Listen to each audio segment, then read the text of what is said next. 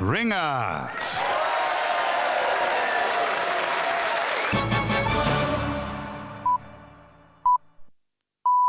This is Today with Martha Carney And Nick Robinson. The headlines. The first scheduled flight taking asylum seekers from the UK to Rwanda on Tuesday was stopped by the courts. Stuck in limbo at the airport all day, not knowing if their flight would depart, only to see it cancelled at the last minute.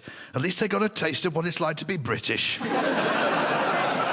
Amnesty got involved after hearing alarming stories of human rights abuses. There was a rumour that the in-flight film was Cats the movie. Many people have blamed the problem on people traffickers. And we actually have one of the leading traffickers on the line now. Well, I'd like to say good morning, Nick. Home Secretary, Church of England bishops say it's inhumane. Even Prince Charles branded the flights appalling. I like a compliment as much as anyone else. But appalling is not nearly bad enough. Forget Rwanda. I've got a new destination, Mordor. They're gonna love Mount Doom. The orcs are my people. Lord Geit now, and in his resignation letter, Geit complained of the Prime Minister putting him in a difficult and odious position. Exactly the position Boris liked being put in by Jennifer Arcuri. Apparently. And the Prime Minister has wasted no time in appointing a new ethics advisor who he thinks will last longer in the job. No, let me speak. That's very kind. I'm the perfect choice to be ethics advisor. No one's more ethical than Big Nige. Every time I hit a pedestrian in my Audi, I always let them have a puff of my Rothmans afterwards. Other news now, and the wreck of the Gloucester warship which went down in 1682, carrying the then Duke of York, has been found off the coast of Great Yarmouth. Though when it comes to being discovered in deep water, it still has nothing on the current Duke of York. Wasn't it such awfully sad news that Prince Andrew couldn't take part in the Queen's Platinum Jubilee celebrations as he had COVID-19? Actually, it turns out he had COVID-17, but Andrew swears it looked 19.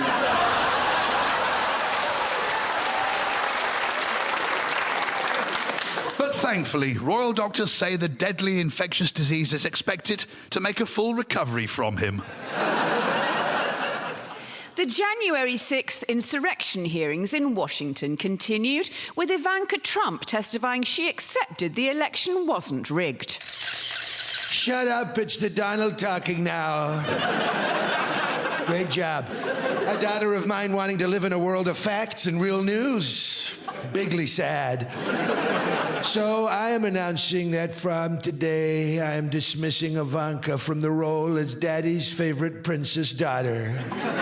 That position will now be jointly filled by Kim Kardashian's ass and Malibu Barbie. In Edinburgh, Nicola Sturgeon launched a bid for a second referendum vote by laying out the case for Scottish independence. Boris Johnson. Yes, that should do it.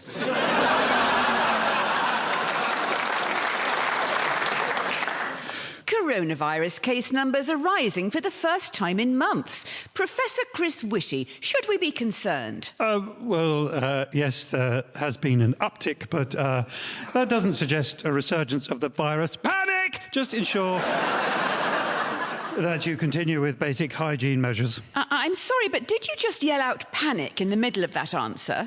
Hardly. Why would I? We're all going to die! Do that, Martha. You just did it again, yelling out, we're all going to die. Yes, all right, I admit it. God, I'd love some panic back. Some excitement. You know, they've put me back in my office in the basement. Used to be a bloody broom cupboard. Dread to think what Matt Hancock got up to in there. I was king of the world once. The 5 p.m. press conferences live from Downing Street, hanging off my every word they were, hooked on my graphs, and most of all, next slide!